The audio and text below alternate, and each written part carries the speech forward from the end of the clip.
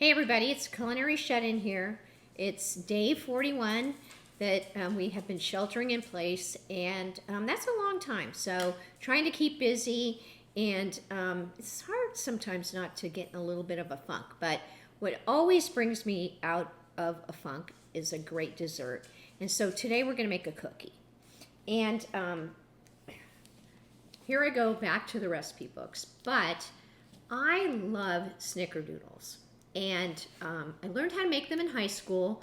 You know, my mom didn't make those kind of cookies. She was pretty progressive. She made Toll House cookies, but not Snickerdoodles. And I'm really thinking of her today because tomorrow she'll have been gone 2 years. She passed away at the age of 93, and she really was kind of progressive for a woman who was born to Italian immigrants and, you know, the first one to be here in the U.S. So I got to give her kudos for that. We do miss her. But Snickerdoodles is such a satisfying cookie. It's not a difficult cookie, but there are definitely recipes that are better than others.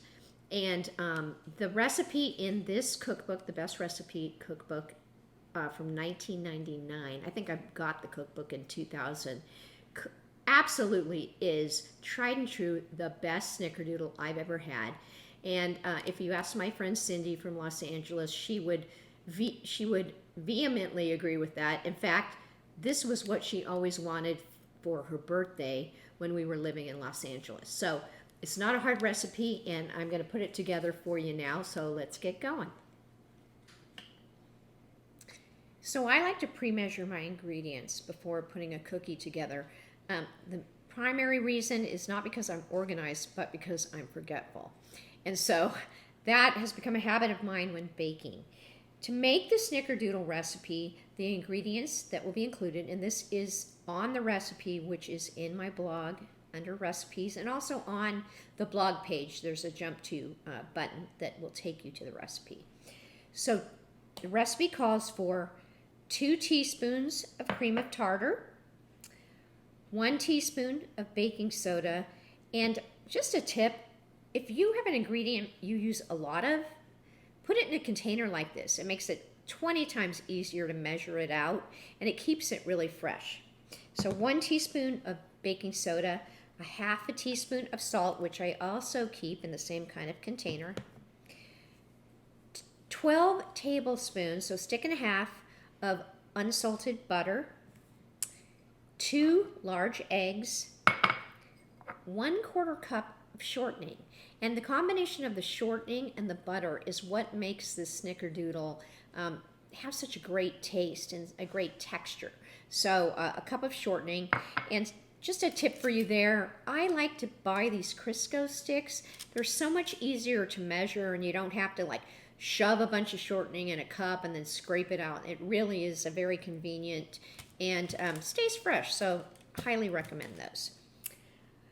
You are also going to use 2 1/4 cups of flour, 1 1/2 cups of sugar, and then you are going to need an additional 3 tablespoons of sugar and 1 tablespoon of cinnamon that you will apply to the cookie after we've mixed them.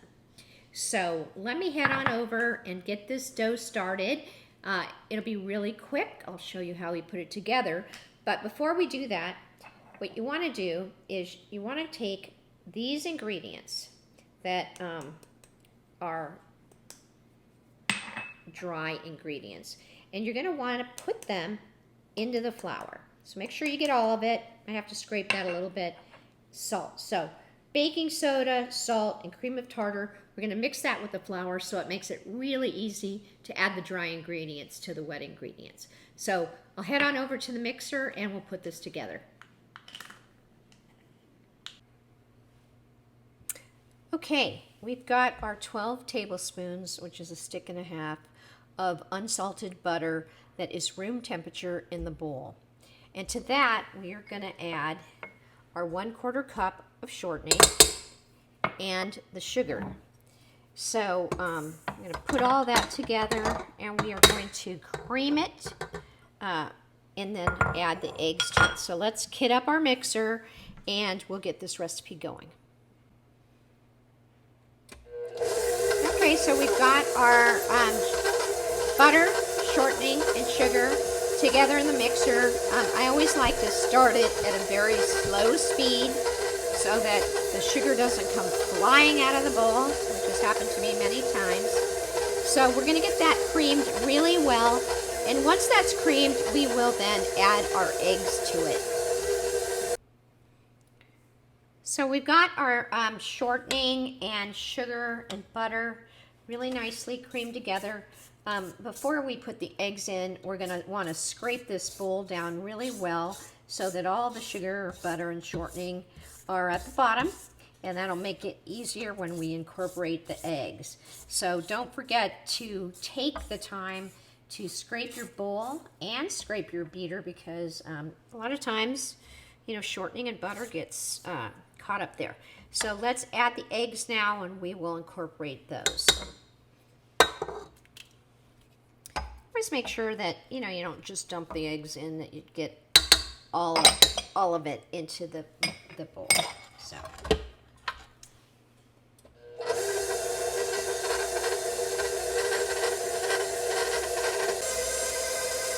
Okay, so we've been incorporating the eggs with the butter. You want to do that for about 30 seconds. And once that's done, you want to turn the mixer off.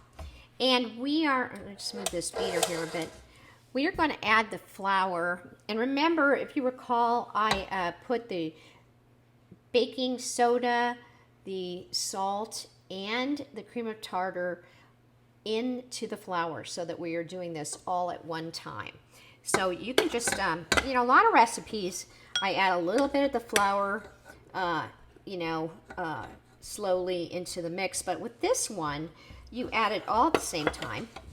And you only mix it for about 20 seconds just to get it kind of all put together.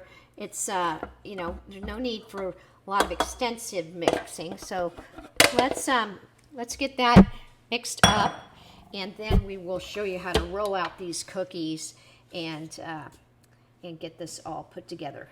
So here we go.